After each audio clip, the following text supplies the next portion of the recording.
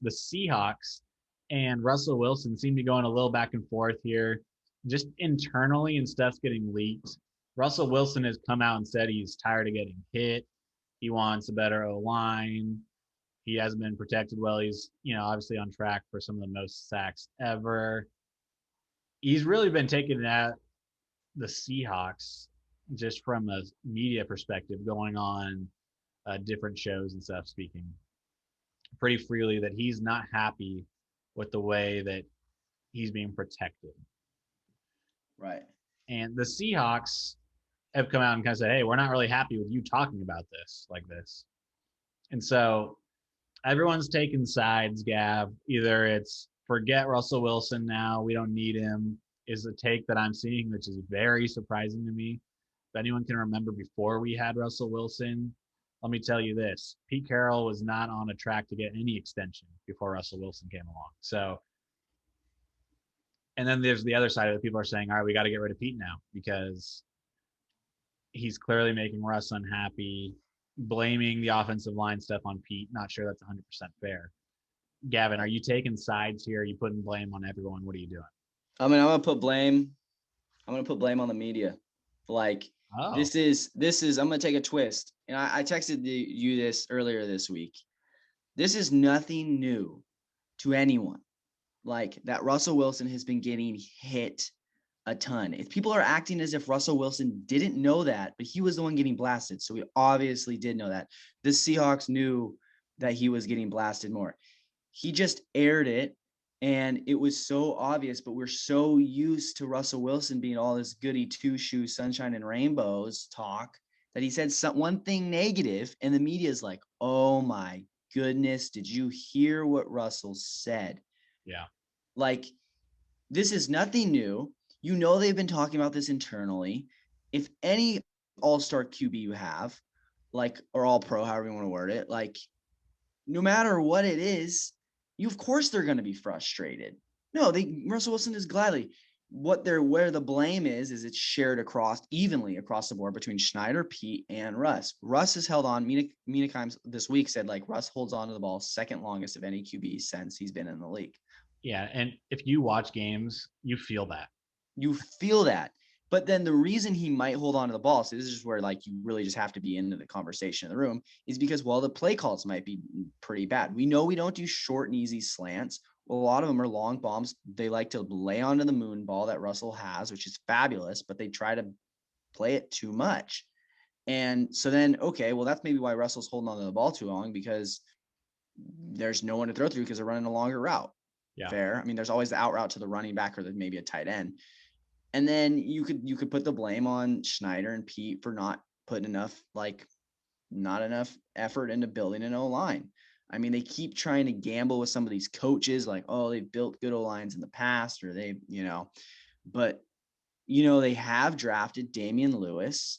They did get Dwayne Brown from the Houston Texans. There has been an effort to make it work. It's just, unfortunately, sometimes you swing and you miss. The one bummer is like, we spent a lot of money on Greg Olsen, and 2020 retro, but to look back at it, but I think at the end of the day, it's a shared responsibility across all of them. What I do hate though, and I know you're going to provide pushback here, is people like, well, Russell Wilson's contract is so much, he can't afford it have an O-line.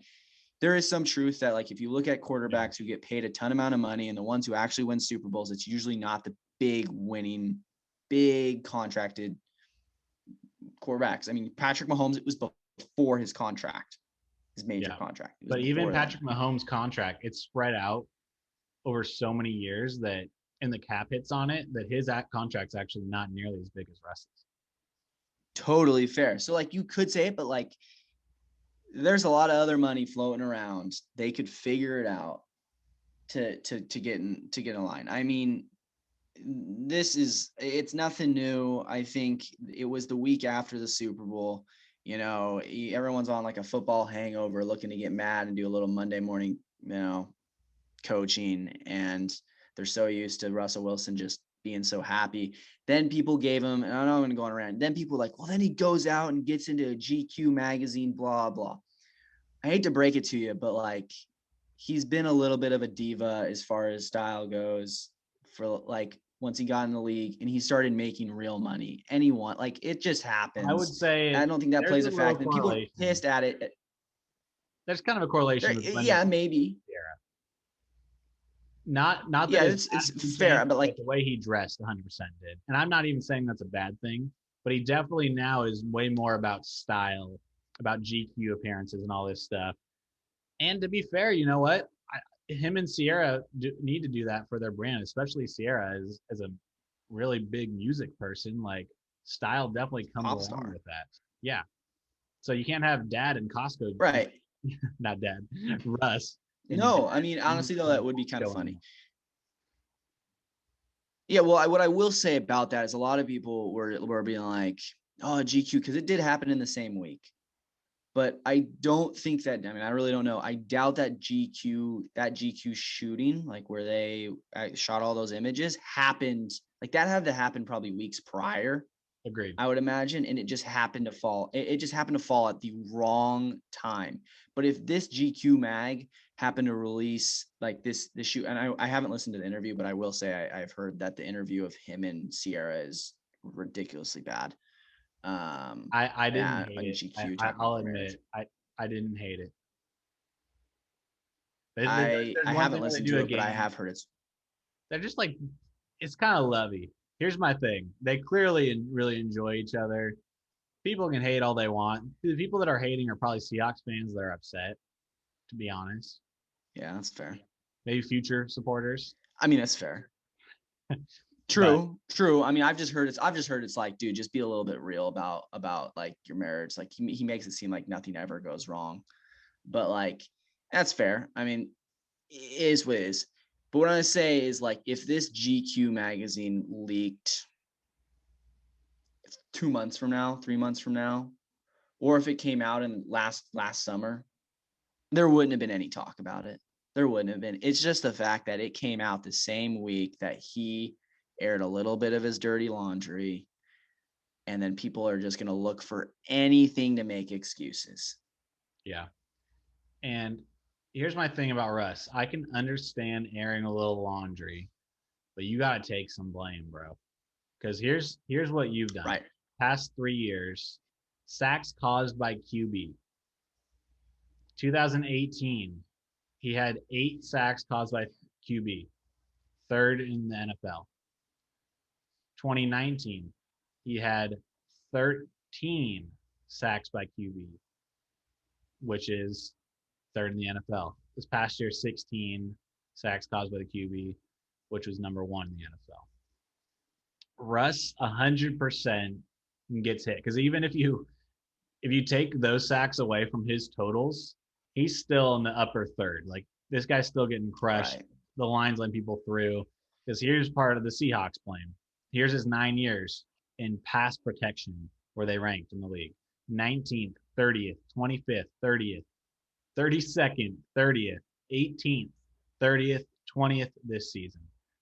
So he's got 1 year, 18's the high from pass block. Rush block is pretty good because that's where we put a lot of focus.